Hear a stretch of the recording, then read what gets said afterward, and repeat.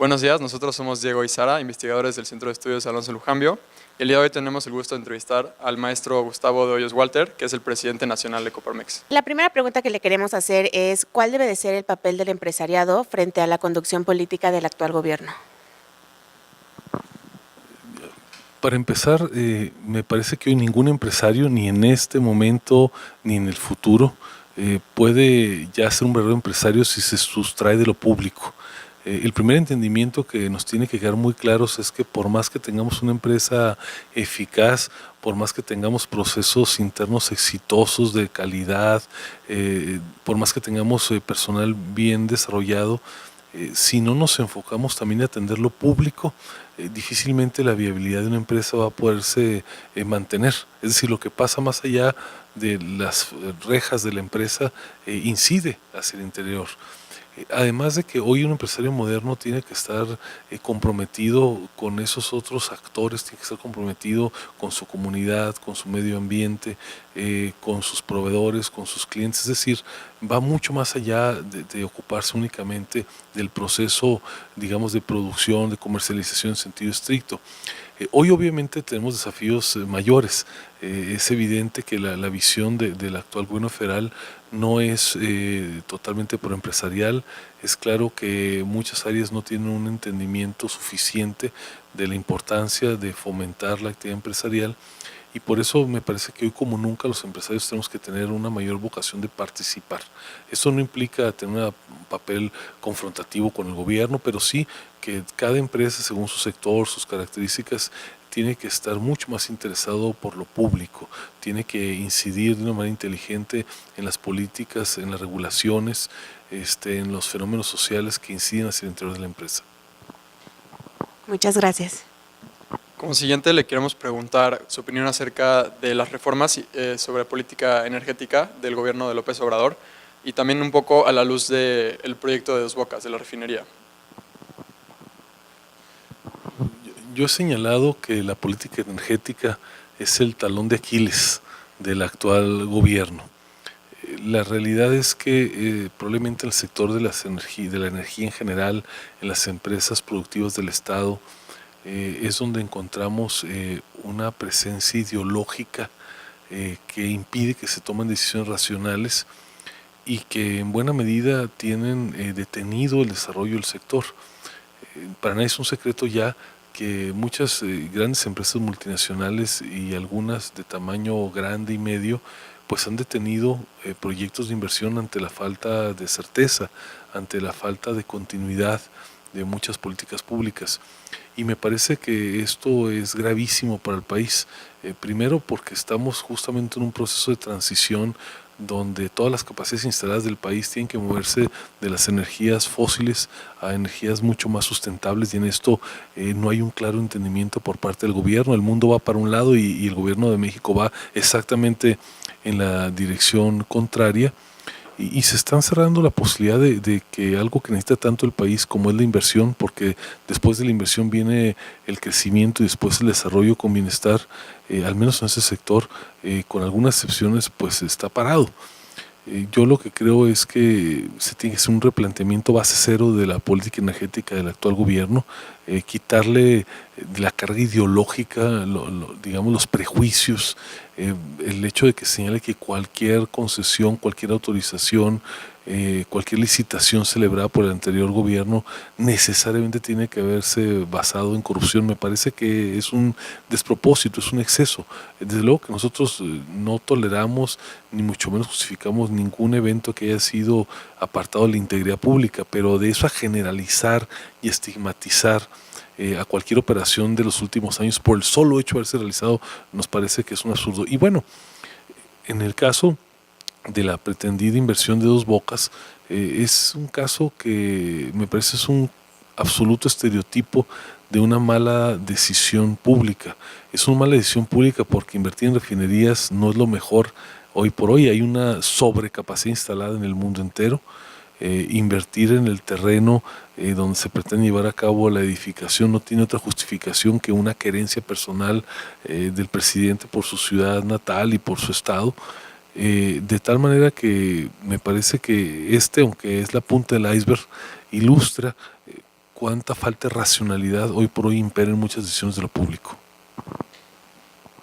Muchas gracias. La siguiente pregunta es, ¿qué condiciones deberían ocurrir para recuperar la competitividad y atracción de inversión para los inversionistas nacionales y extranjeros? Primero, hay que mejorar la confianza.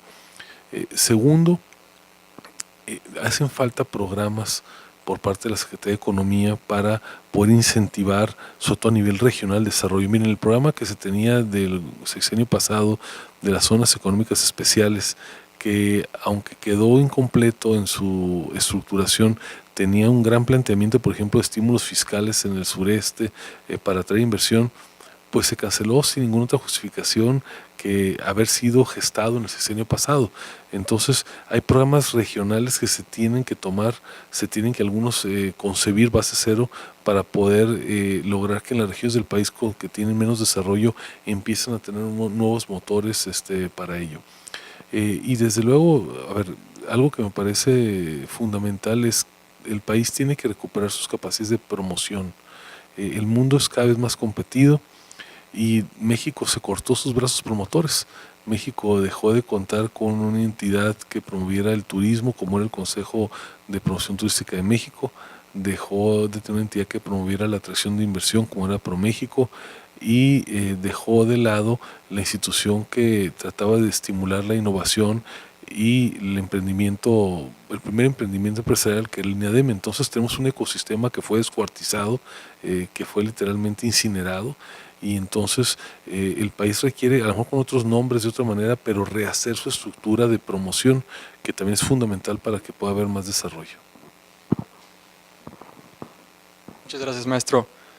¿Cómo se está preparando el empresariado ante un escenario que castiga el trabajo formal, que es con esta nueva ley de ingresos?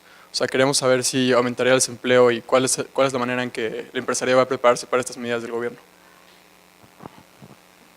Lo que más nos preocupa de las reformas fiscales que se dieron, que justamente hoy se están aprobando, tiene que ver con la criminalización de la actividad empresarial. Hay un falso debate, se ha querido decir que nosotros estamos en favor de las empresas factureras, lo cual es absoluta y totalmente falso.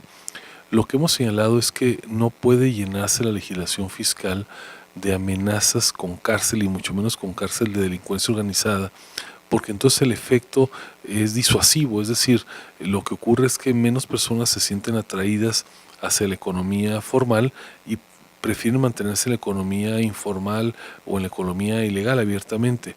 Lo que más deberíamos de señalar como negativo es esta criminalización, que además parecería ser una moda. Ahora hay una iniciativa del senador Gómez Urrutia en materia laboral que, por ejemplo, quiere criminalizar la subcontratación. Es decir, si una persona terceriza y le falla algún elemento, está cometiendo un delito. Entonces, a ver, la economía y particularmente la actividad empresarial es muy sensible a este tipo de amenazas. Si se están estableciendo cada día una nueva espada de Damocles que está pendiendo sobre el cuello de un empresario, lo obvio es primero que se la piense 2 veces para invertir más, y los que ya están haciendo algo y que están creciendo, pues que prefieren mantenerse fuera del radar. No importa que estar fuera del radar implique vender menos, no poderle ser, digamos, un proveedor de una gran empresa, porque dice, bueno, irme a la formalidad me implica tal cantidad de costos de transacción, tal cantidad, digamos, de formalidades que cumplir, que pues, lo que voy a ganar en crecimiento lo voy a perder en estos costos de transacción. Entonces, tenemos que apostarle para que a futuro le sea más sencillo a un contribuyente promedio cumplir, estar en la formalidad, que mantenerse fuera de ello. Hoy lo que estamos viendo es que cada vez hay menos incentivos y hay más elementos que van a generar resistencias. Muchas gracias. Otra pregunta sería, ¿qué se tendría que hacer para consolidar el Estado de Derecho en el país? Bueno, empiezo diciendo que sin duda la vigencia de la ley y el cumplimiento de la ley oportunamente por las autoridades que estén expeditas para ello es el más importante ingrediente, primero para generar confianza y segundo para que haya desarrollo. El Estado de Derecho tiene muchas dimensiones, pero confluye ahí por un lado que las autoridades del Poder Judicial puedan cumplir con su cometido. Es muy importante que en la próxima reforma del Poder Judicial se privilegie mantener la autonomía, la independencia y también es importante que la retórica pública no sea de cuestionamiento, de señalamiento, de debilitamiento de la función jurisdiccional. Entonces, esta parte me parece que es fundamental porque es el último dique que tenemos para la legalidad. Pero también hay mucho que hacer en la parte de la operación cotidiana de los gobiernos. Algo que he venido señalando es que hoy parecería que cuando una ley molesta o estorba, ya sea para cancelar un aeropuerto o para poder iniciar otro nuevo o para tratar de iniciar un proyecto, se dejan de lado los pasos, las reglas, porque hay una orden superior de que se vulneren las reglas. Entonces, si el gobierno es el primero que está violando las reglas, pues difícilmente puede dar un buen ejemplo a los particulares. Y entonces esto se vuelve un círculo cada vez más perverso y con menores resultados para el país. Entonces, es fundamental preservar el Estado de Derecho. Entendemos el sector empresarial que las leyes tienen que cambiar, pero tiene que haber gradualidad en los cambios, tiene que ser justificado. Un país donde las reglas del partido se están cambiando cada momento, pues no es un país que genera confianza y no se puede planear de largo plazo. Muchas gracias. Por último, queremos preguntarle en qué debe aportar el empresariado para la solución de los problemas económicos, políticos y sociales en el país. Tenemos un compromiso que estamos cumpliendo de manera incompleta. Yo creo que aunque varias organizaciones como la Coparmex a lo largo de los años han estado ocupadas por el bien común, nos hace falta hacer mucho más.